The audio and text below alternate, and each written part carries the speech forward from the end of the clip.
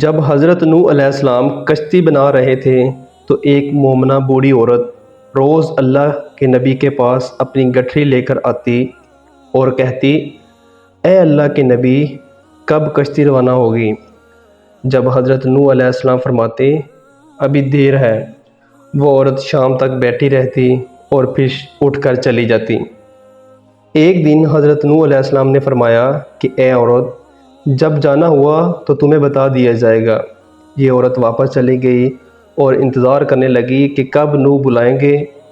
اس دوران عذاب آ گیا اور کشتی روانہ ہو گئی، لیکن حضرت نوح علیہ السلام نے اس عورت کو نہ بلایا۔ ظاہری طور پر نوح علیہ السلام کو اس کو بلانا بلا دیا گیا۔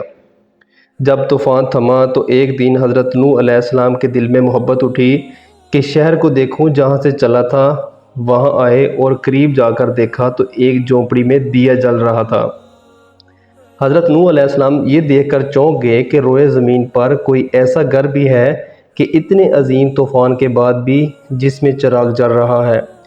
انہوں نے وہاں تکبیر بلند کی تو وہ عورت سامان لے کر آ گئی اور کہنے لگی، یا نبی اللہ، کیا کشتی تیار ہے، چلیں؟ حضرت نوح علیہ السلام نے حیرت سے اس کو دیکھا اور کہا، رکو بڑھیا، کیا تمہیں کچھ پتہ نہیں چلا؟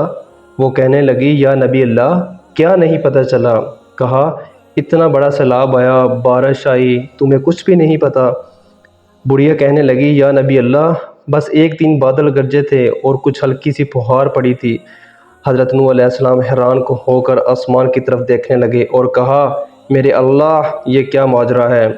اللہ تعالیٰ نے حضرت نوح علیہ السلام پر وحی بھیجی کہ اے میرے پیارے نبی، اس عورت کے دل میں چونکہ تمہاری محبت تھی اور تم نے اسے پابند کر دیا تھا، اور چونکہ تمہارا اس سے وعدہ بھی تھا کہ نجات کی کشتی میں اسے لے جاؤ گے، تب جب کہ تم نے اپنا وعدہ پورا نہیں کیا، لیکن اے نوح، میں تو تمہارے وعدے کا ذمہ دار تھا، اس لیے میں نے اس بڑھیا تک عذاب پہنچنے ہی نہیں دیا۔